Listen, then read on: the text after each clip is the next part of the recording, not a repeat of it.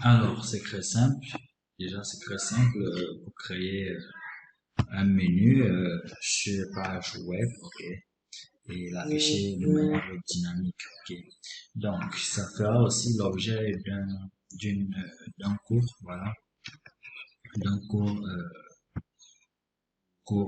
sur le widget conditional builder, ok. Donc, ce qu'on va faire tout simplement, on va d'abord commencer par créer euh, une row, ok. Disons qu'on va créer une row. Voilà, une row qui va gérer carrément toute notre page, ok. Dans ma première row, je vais vouloir créer voilà, un barre de navigation.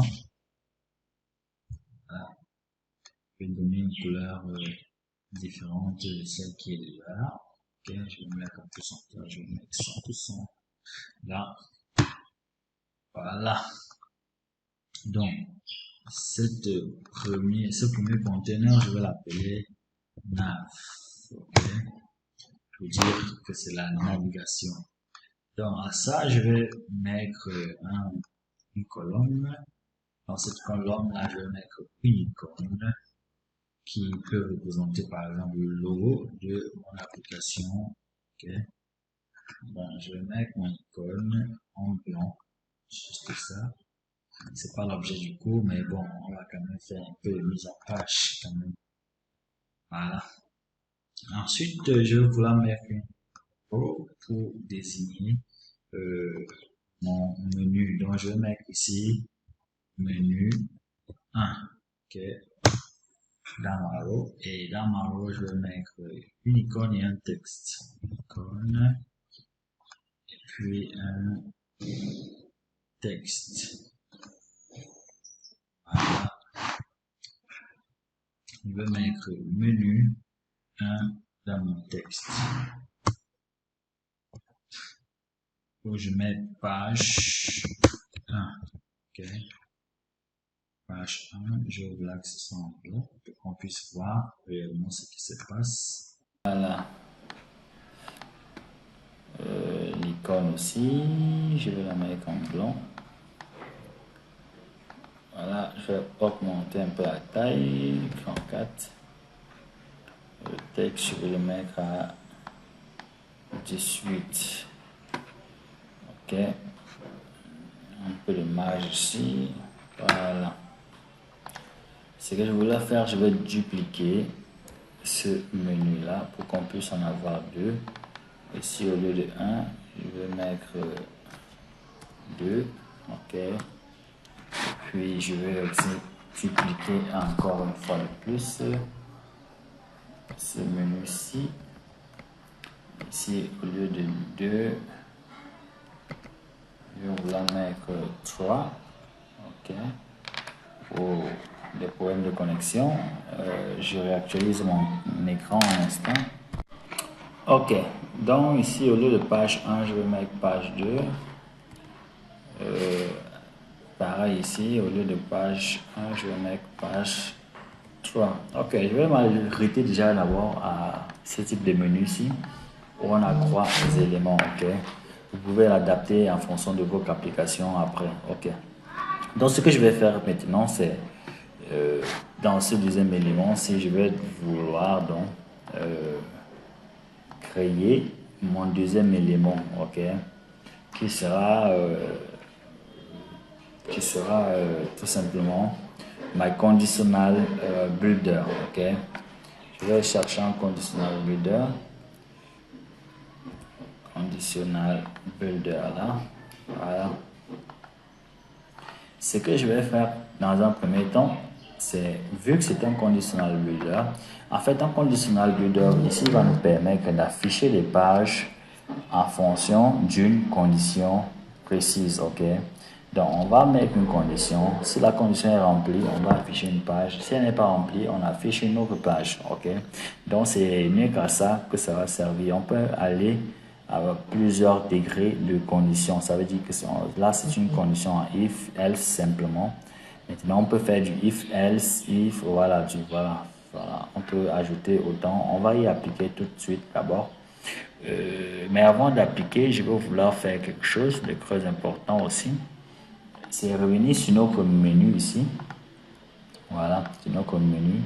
Comme vous avez vu, on a mis menu 1, menu 2, menu 3. OK? Voilà. Je vais venir ici, créer une data type. Je vais créer une data type simplement ici, qui va aller sur, que je vais appeler par exemple menu principal. OK? Je mets là. Dans ma data type, je vais mettre la liste de menus ou bien la liste d'éléments que j'aurai. J'ai menu 1 que je vais prendre comme un booléen. OK? Je mets mon menu 2. Menu 2 que je vais encore prendre comme un booléen. Et puis j'ai menu 3 qui sera encore un booléen. Voilà, tout simplement. Dans ma data type, je vais revenir ici. Je vais vouloir utiliser maintenant la structure de ma data type dans cette page-ci. Alors, ce que je vais vouloir créer, ce sera une page state. OK? Donc, je vais créer une page state ici. Et que je vais appeler aussi encore menu principal toujours. OK? Je vais aller chercher ma data type que j'aurais créé ici et puis le nom de ma data type. Je confirme la création de ma variable. OK? Là maintenant, ce qu'il y a lieu de faire, c'est voilà, définir des actions. Par exemple, si je clique ici sur ce menu 1, je vais vouloir par exemple mettre menu 1 de ma data type ou bien de ma page state avec la valeur true et le reste à false. OK? Donc, c'est ce que je vais faire là. Je vais créer une action tout simplement ici que je vais appeler update page state. La voici ici. OK, j'ai choisi mon update page state. Une fois que je l'ai là, je vais choisir un champ qui est menu principal. OK. Là, ce que je vais vouloir faire, c'est je vais update les valeurs. OK. Je update les valeurs. Oui. OK, donc je vais venir choisir le champ à update. OK, à changer de valeur. Donc je vais choisir le premier menu là. Et puis je vais lui mettre la valeur true, tout simplement. Je vais venir chercher maintenant la deuxième valeur là, que je vais mettre la valeur à false. Et puis le troisième champ, je vais laisser toujours la valeur à false. OK. Donc je vais vouloir que il n'y a que mon menu 1 qui soit actif. OK. Dans le reste, je change la valeur à false. OK. Une fois que j'ai fait ça, je vais copier mon action ici pour ne plus faire la même chose. Donc je viens à menu de ici, je peste l'action et puis ce que je vais refaire tout simplement c'est changer les valeurs. Donc ici au lieu de true je vais mettre à false et puis celui-ci je mets à true et puis voilà, je viens pareil ici, je mets l'action là, je colle et puis je mets à false là et je change la valeur de la dernière. Voilà, ici tout simplement. Une fois que j'ai fait ça, voilà, on a fait le grand du travail. Je viens maintenant sur mon conditional builder. Qu'est-ce que je vais vouloir? Je vais dire, OK, je vais mettre une condition sur mon conditional builder.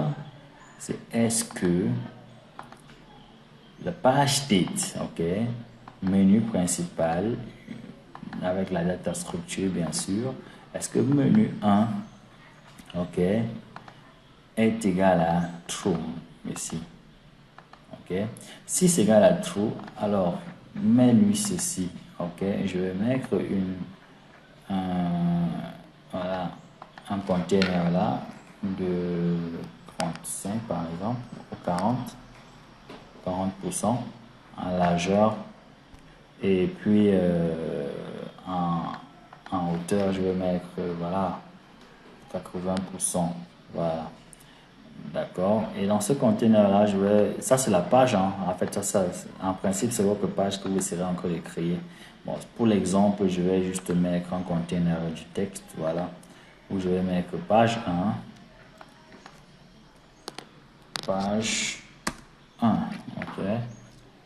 Où je vais vouloir mettre, voilà, en bleu comme ça et mettre 25. Voilà. Et changer aussi la couleur de mon container. Je peux mettre quoi? Voilà, je mets n'importe quoi comme ça. Ok. Maintenant, je reviens sur mon conditional builder. Ok. J'ai dit ma condition.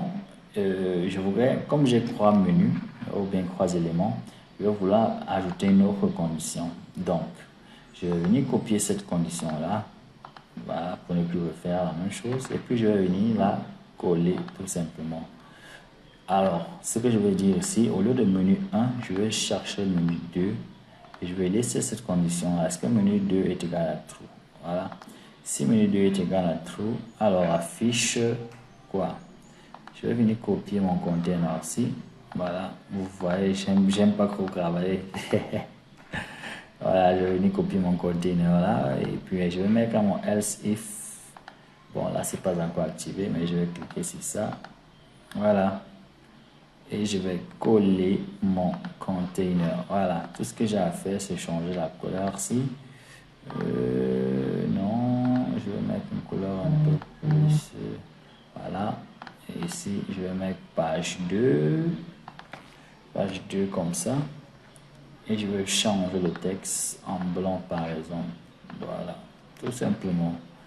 Et qu'est-ce que je veux dire? Maintenant, vu qu'il va rester une seule condition, si menu 1 n'est pas vérifié, menu 2 n'est pas vérifié, alors menu 3 sera peut-être vérifié. Voilà. Donc, ce que je vais vouloir, c'est coller encore ce container-là et mettre page 3 ici. Voilà. Changer encore cette couleur-là. Et changer la couleur de mon container là. J'inverse par exemple la couleur comme ça. Ok. Donc je crois que c'est bon dans un premier temps. Et maintenant au début, je vais vouloir que page 1 soit actif automatiquement. Alors ce que je vais venir faire là, c'est que je vais initialiser cette page là au début. Ok. Donc je vais venir copier encore ceci pour ne plus refaire la même chose. Copier la première action et puis je viens la coller au début là. Quand mon application sera encore lancée, ça va initialiser cette page là. Ok, donc une fois que j'ai fait ça, je suis bon, je peux lancer mon test là et on verra comment ça. Ah là, je suis pas connecté. Ok, un instant, je me connecte et puis on teste ça rapidement.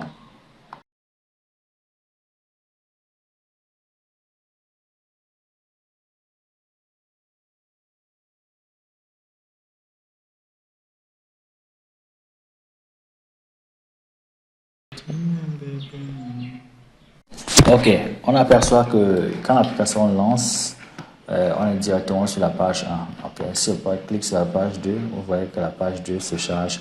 Normalement, je clique sur la page 3, ça se charge, je reviens sur la page 1, c'est bon. Voilà. Donc, vous voyez que notre navigation fonctionne bien.